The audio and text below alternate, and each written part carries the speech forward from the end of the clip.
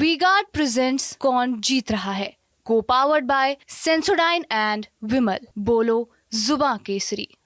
आपको योगी जी के करीबी बताया जाता है और उसके बाद सबने देखा कि आपको पार्टी से निकाला गया, ये कैसे हुआ? जहाँ लगे कि ये अन्याय और जुल्म है वहाँ प्रतिकार करना कोई गलत नहीं है। कोई सीएम की तरफ से कॉल, कोई बातचीत, कोई आश्वासन? मुख्यमंत्री की तो बात छोड़िए, कोई कार्यकर्ता भी हमसे बात नहीं किया था। ओम प्रकाश राजभर जी का भी आपकी वापसी में रोल है। सबको आवश्यकता थी। आपने योगी आदित्यनाथ के लिए, जो मुख्यमंत्री हैं उत्तर प्रदेश के, अपनी एमएलसी की सीट छोड़ दी। क्या हुआ था उस दरमियान?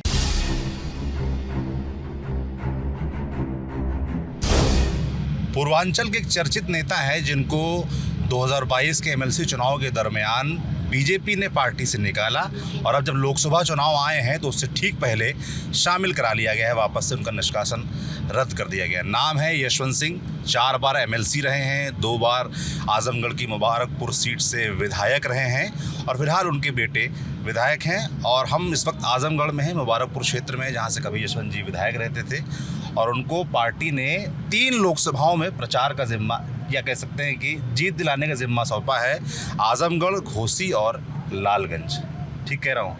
कैसा चल रहा है प्रचार निरुआ जी का? क्योंकि चल रहा है, जनता बिल्कुल जागरूक है।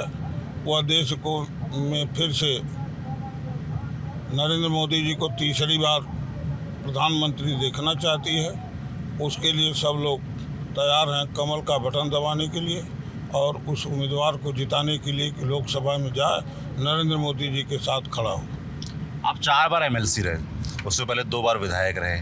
अगर एमएलसी के कार्यकाल की बात करूं तो 3 बार आप समाजवादी पार्टी से रहे और चर्चा में आप तब आए सबसे ज़्यादा जब 2017 में यूपी में बीजेपी की सरकार बनी और आपने योगी आदित्यनाथ के लिए, जो मुख्यमंत्री हैं उत्तर प्रदेश के, अपनी एमएलसी की सीट छोड़ दी। क्या हुआ था उस दरमियान? क्यों आपने सीट छोड़ी? किसी ने आपसे कहा या आपने अपने मन से ऐसा किया? देखिए, ये सियासत कोई बिजनेस तो है नहीं। हम लोग देश की भलाई के लिए ही सारे लोग कार्यकर्ता के रूप में काम करते हैं। जिस समय बेहतर लगे कि ये निर्णय लेने के बाद देश और प्रदेश का भला होगा, निर्णय लिया जाता है। इमरजेंसी आई थी तो ये तय था कि देश खतरे में है तो सब लोगों ने जेल जाना पसंद किया था। उसी तरह से जब योगी आदित्यनाथ जी का नाम आया तो ये लगा कि एक ईमानदार, दृढ़ इच्छा शक्ति का व्यक्ति और समाज के लिए समर्पित इंसान उत्तर प्रदेश की गद्दी पर बैठ रहा है। इसको अवसर मिलना चाहिए सेवा करने का और उसी चीज़ से प्रभावित होकर हमने उन्हीं के लिए सीट छोड़ी हुई थी। आपने सीट छोड़ी और आप इतनी तारीफ़ कर रहे हैं योगी जी की और आपको योगी जी के करीबी बताया जाता है। उसके बावजूद 2022 का जब एमएलसी चुनाव हुआ तो आपको विद्रोह करना पड़ा, अपने बेटे को निर्दलीय लड़ाना पड़ा, टिकट नहीं मिली और उसके बाद सबने देखा कि आपको पार्टी से निकाला गया। ये कैसे हुआ? देखिए, ऐसा है कि राजनीति तो हम लोगों के शुरुआती दौर में लोकनायक जयप्रकाश नारायण के नेतृत्व में थी और जहाँ लगे कि ये अन्याय और जुल्म है वहाँ प्रतिकार करना कोई गलत नहीं है। और यहाँ जिस तरीके का उम्मीदवार खड़ा किया गया था तो ये लगा कि इस जनपद को चुनौती दी जा रही है, तो चुनौती स्वीकार करने में दूसरे पर ठीक नहीं लगता है, स्वयं आगे आना चाहिए।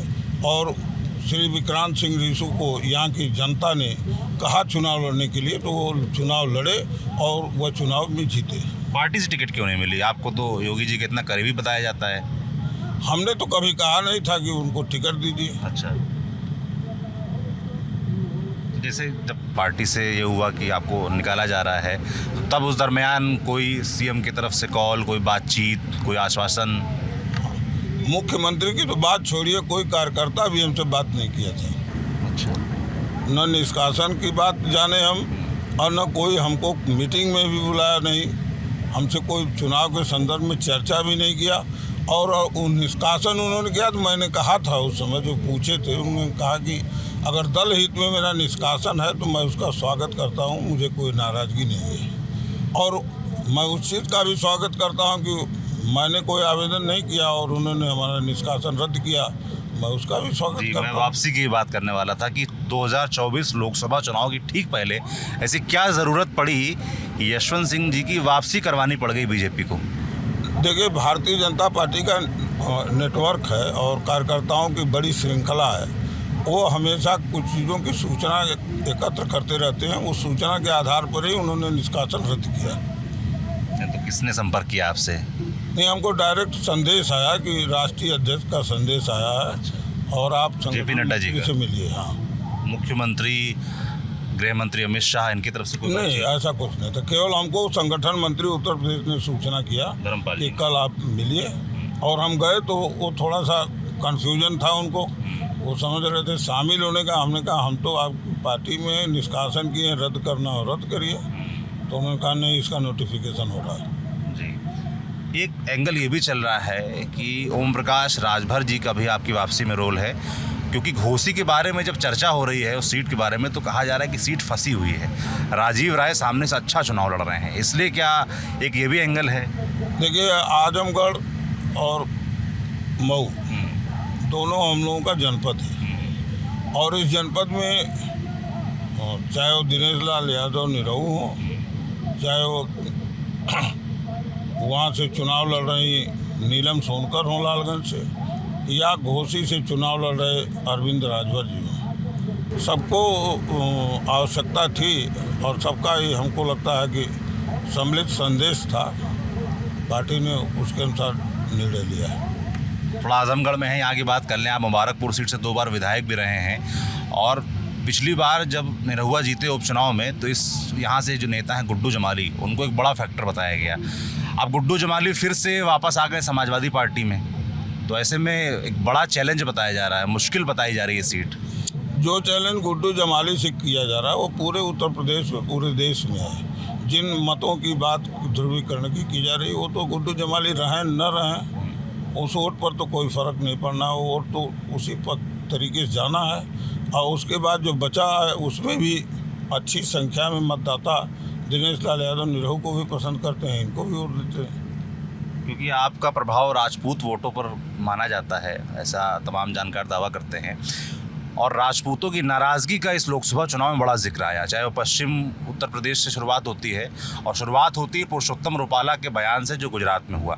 इस पूरे बयान, इस पूरी कंट्रोवर्सी, नाराज़गी पर क्या सोचते हैं आप? अब फिलहाल जहां आप घूम रहे हैं तो आप देखने से आपको मालूम हो रहा है कि यहाँ कोई नाराज़गी नहीं है। यहाँ सब योगी आदित्यनाथ जी के प्रति सारे लोग वर्ग का समर्पण है। और जब मैं राजनीति भी करता था तो कोई बिरादरी की राजनीति नहीं करता था, और जो हम लोग की पैदाइश हुई है वो भी सर्व समाज की ही हुई है। जेपी के नेतृत्व के हम लोग कार्यकर्ता हैं, तो सारे लोग साथ रहते हैं और सारे लोग साथ रहेंगे। चलिए, बहुत धन्यवाद। यशवंत जी थे हमारे साथ, और उन्होंने तमाम सवालों के जवाब दिए, कैसे विदाई हुई और कैसे वापसी हुई। आप देखते रहिए TV9 डिजिटल। शुक्रिया। वी-गार्ड प्रेजेंट्स कौन जीत रहा है, को पावर्ड बाय सेंसोडाइन एंड विमल। बोलो जुबां केसरी।